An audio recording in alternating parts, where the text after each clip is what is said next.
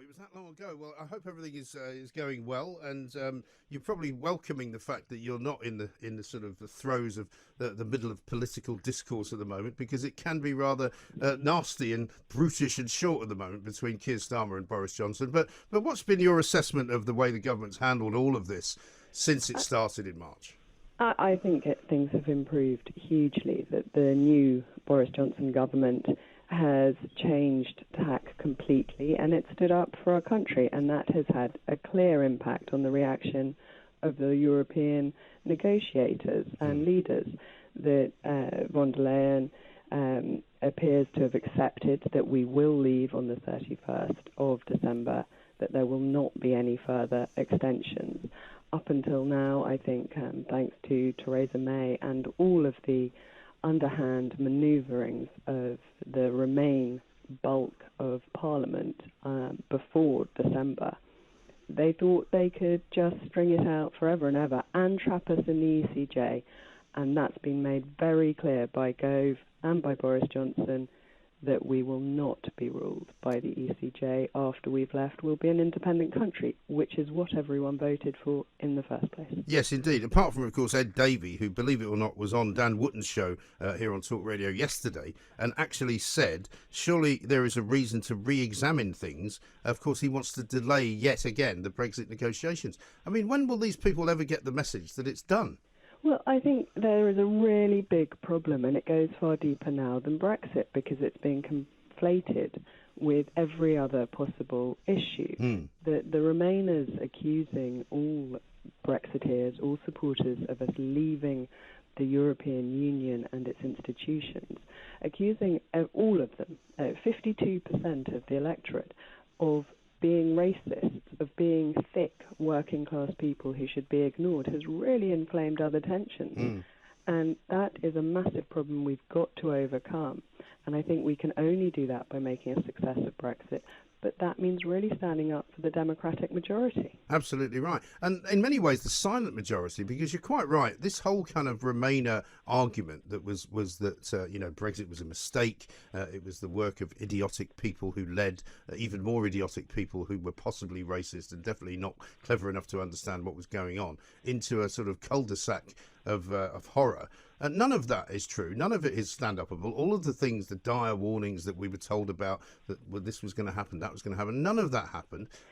Boris Johnson managed to get everything done the way he said he would get it done. So I don't understand quite what the mechanism is in these people's brains, that they think they can still change things. I mean, you talk about the silent majority, and I think that is so true, and it is really worrying that even I, and I have quite a thick skin and have had to by being in politics for as long as I have been in and around it.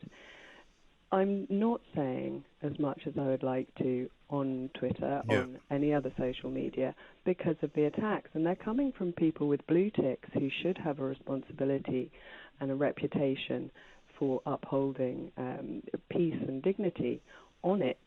And instead they're saying things like kill and eat Rees-Mogg. It's deeply unpleasant. And even when it's not about Brexit, if you're just calling for calm in the recent demonstrations and to some extent riots that we had, where I think both sides had small elements who very much overreacted, attacked the police, attacked statues, attacked each other. And that's not a situation we want to get in, but inflaming those tensions by accusing anyone, even just calling for things to calm down, for us to talk. There are clearly problems. There are things we need to sort out. There are a large number of ethnic minority people who feel they are discriminated against. We've got to get to the heart of why, of what needs to be done, what we can change, how we can make things better, not just to throw mud at each other. No, because the whole kind of idea of consensus seems to have been turned on its head, because consensus now doesn't mean a sort of a meeting in the middle of people who have differing views. Consensus now means only one thing, and if you don't agree with us, we will come after you. Absolutely, and I think it's spread so much further than the few people with high profiles on one side or the other, that a friend of mine on Facebook this morning put up, if you believe X, Y, and Z, such as you like Boris Johnson or you think it's okay to eat meat, as examples, then please defriend me, because I don't want to engage in those debates. Right. That's obviously her right, but it's also very sad for Yeah. the future, because if you can't discuss things, then you can't overcome differences.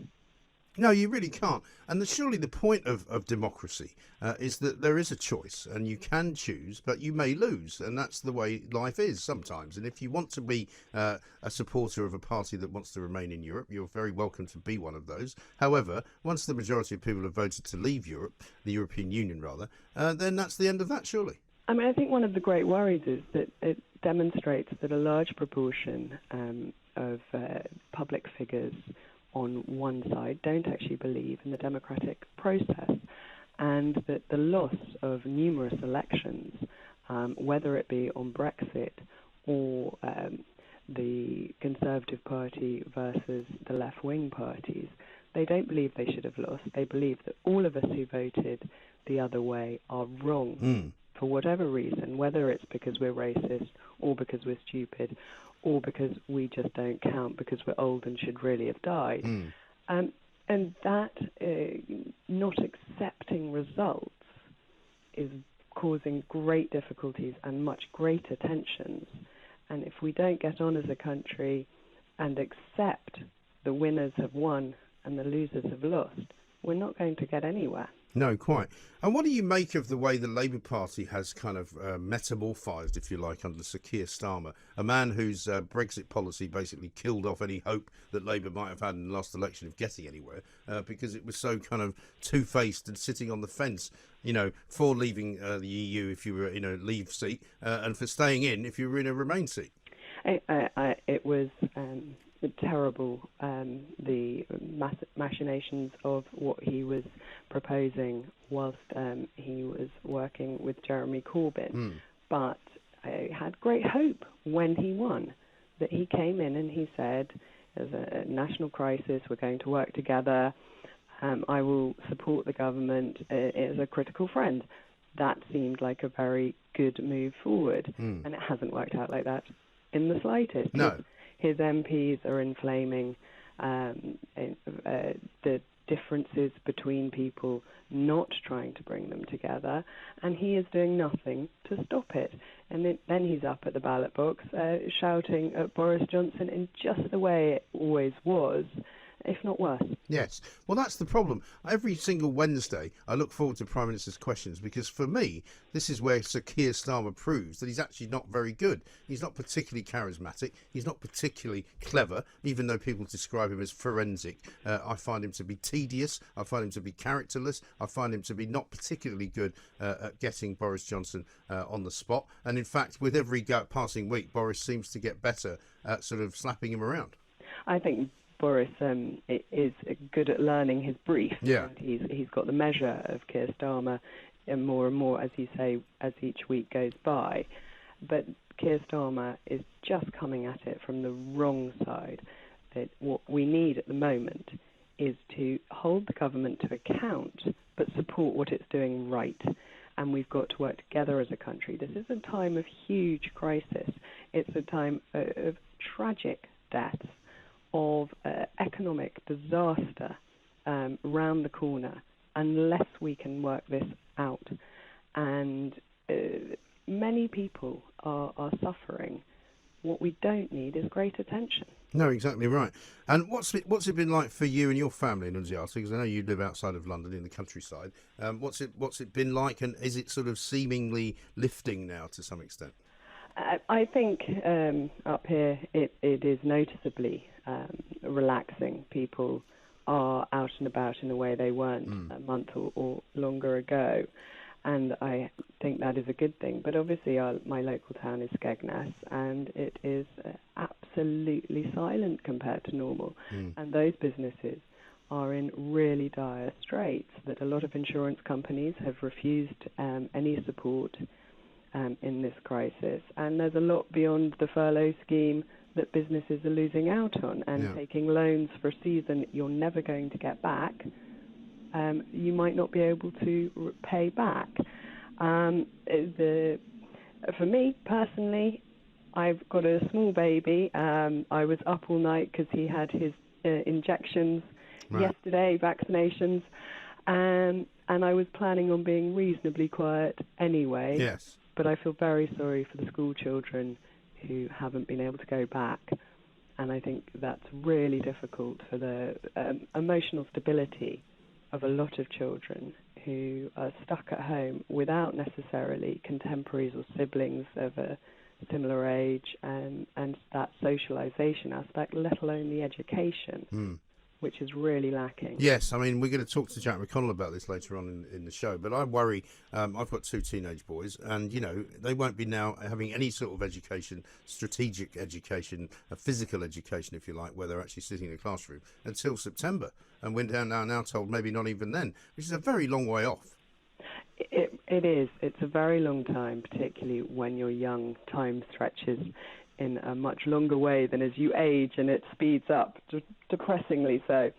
But I think that people can get back from it. But unless you're a very self-motivated child, which, let's face it, the majority probably are not, it's very difficult to keep that concentration without the impetus of the classroom. Right. Well, it's a bit like, you know, being a grown-up and not having a job to go to, isn't it? You know, it's all very well to say get up every morning and be motivated and go and find a job. But after a while, you just sleep later, you don't bother doing anything, you find yourself in a kind of spiral of despair. Yeah, absolutely. And we know from study after study how bad it is for the mental health of anyone to not have a purpose in life. And for children, that mainly is school. Yes, I totally agree. Well, Annunziata, great to hear you in good form and good fettle. Hope you get some rest later on today. Thank you so much for joining us. Annunziata Rees-Mogg, there, former MEP, of course, and politician, now not so much involved in frontline politics, but she may well do so again. But as she says, you know, what a nasty, ghastly, horrible kind of world we live in, where you get people abusing someone just because of a name. Because of the name Rees-Mogg, she has to put up with abuse. I think that's entirely wrong, and I think it's entirely despicable. And I think if that is the kind of politics that we are teaching people in this country, then I think something needs to change. We say, and I ask you to say with us, lift up your voices in this great meeting in the heart of England, and to all